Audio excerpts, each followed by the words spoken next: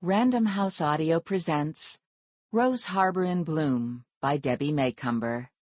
Read for you by Lorelei King. Hello, friends. Welcome to the second installment in the Rose Harbor Inn series. Jo Marie is so eager to update you on what's been happening at the inn. The inn is booked solid this visit, and you'll enjoy meeting Kent and Julie Shivers, who are celebrating their 50th wedding anniversary. The only problem is they can't seem to get along. Their granddaughter is refereeing them and dealing with the boy next door, who is nothing but a pest, except now he can't take his eyes off her. And then there's Mary Smith. Oh, but wait, I'm getting ahead of myself. This happens with novel writers. We fall in love with our stories and the characters, and we have trouble not blurting out the entire plot line. What I really want is for you to make yourself at home at the inn. Jo Marie is baking cookies for this big shindig she regrets. Oh, oops, I'm getting ahead of myself again. And of course there's the handyman, Mark, who... Okay, that's it. I'm not saying one more word. I'll leave it to you to get started listening. Now please sit back and relax. I promise I won't give anything else away. Everyone in Cedar Cove is eager to update you on what's been going on, and as always, that seems to be quite a lot. Something else writers like: feedback. I'd love to hear what you think. You can reach me in a variety of ways. My website at debbiemacomber.com, Facebook is another, and then of course you can always write me at Post Office Box 1458, Port Orchard, Washington, 98366. I'd love to hear from you. Now enjoy. Chapter 1. Rose Harbor was in bloom. Purple rhododendrons and red azaleas dotted the property. I stood on the porch, leaning against the thick white post, and looked over the property for my bed and breakfast. The inn at Rose Harbor was beautifully scripted on the wooden sign, and was prominently displayed in the front of the yard, along with my name, Jo Marie Rose, as proprietor. I never planned on owning or operating a bed and breakfast, but then I never expected to be a widow in my 30s either. If I'd learned anything in this road called life, it's that it often takes unexpected turns, rerouting us from the very path that had once seemed so right. My friends advised me against purchasing the inn. They felt the move was too drastic. It meant more than just moving and leaving my job. It would mean an entire life change. Many thought I should wait at least a year after losing Paul. But my friends were wrong. I'd found peace at the inn, and, somewhat to my surprise, a certain contentment. Until I purchased the inn, I'd lived in a condo in the heart of downtown Seattle.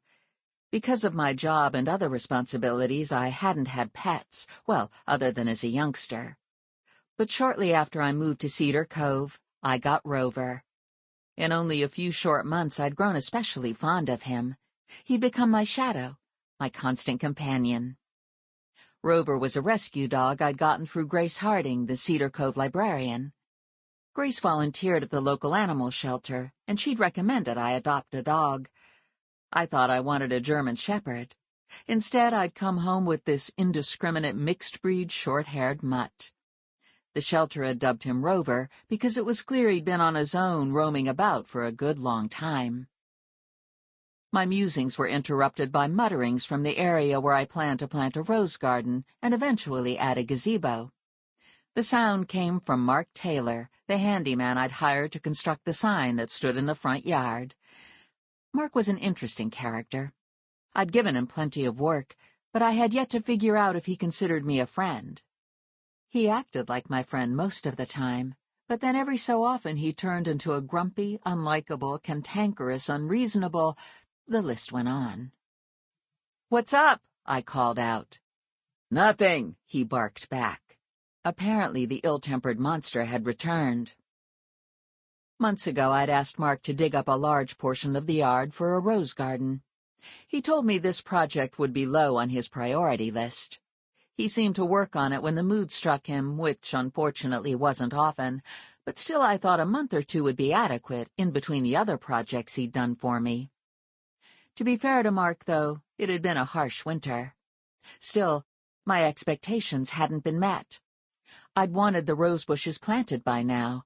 I'd so hoped to have the garden in full bloom in time for the open house I planned to host for the Cedar Cove Chamber of Commerce. The problem, or at least one of them, was the fact that Mark was a perfectionist. He must have taken a week simply to measure the yard.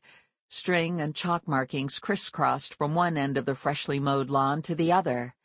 Yes, Mark had insisted on mowing it first, before he measured. Normally, I'm not this impatient, but enough was enough. Mark was a skilled handyman. I had yet to find anything he couldn't do. He was an all-purpose kind of guy, and most of the time I felt lucky to have him around. It seemed as time progressed I found more and more small jobs that required his attention. New to this business and not so handy myself, I needed someone I could rely on to make minor repairs. As a result, the plans for the rose garden had basically been ignored until the very last minute.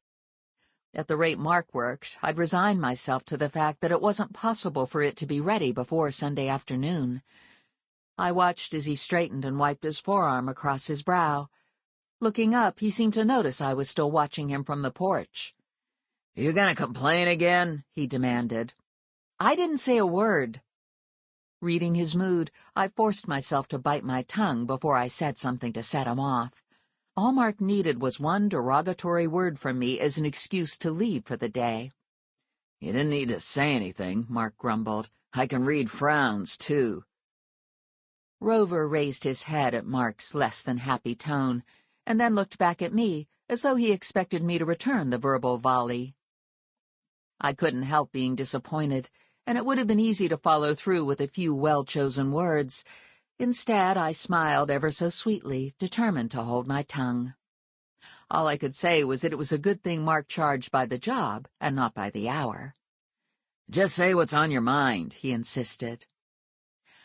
"I thought I told you I wanted the rose garden planted before I held the open house," I said, doing my level best not to show my frustration.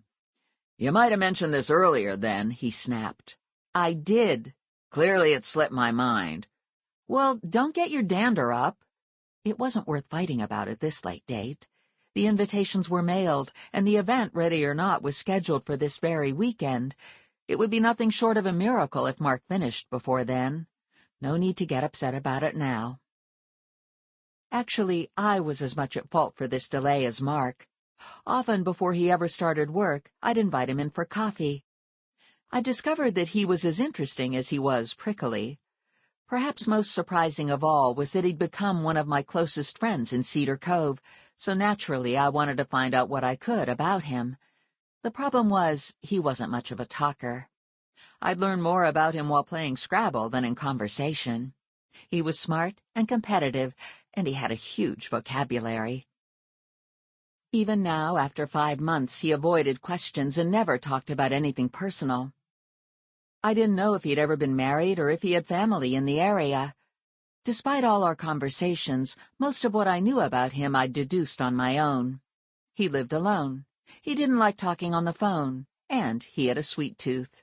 He tended to be a perfectionist, and he took his own sweet time on a project. That was the sum total of everything I'd learned about a man I saw on average 4 or 5 times a week. He seemed to enjoy our chats, but I wasn't fooled. It wasn't my wit and charm that interested him. It was the cookies that often accompanied our visits. If I hadn't been so curious about him, he probably would have gone straight to work. Well, from this point forward, I would be too busy for what I called our coffee break.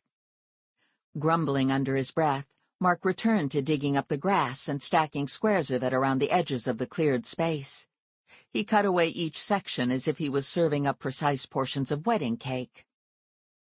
Despite my frustration with the delay and his persnickety ways, I continued to lean against the porch column and watch him work. The day was bright and sunny. I wasn't about to let all that sunshine go to waste. Window washing, especially the outside ones, was one of my least favorite tasks, but it needed to be done. I figured there was no time like the present.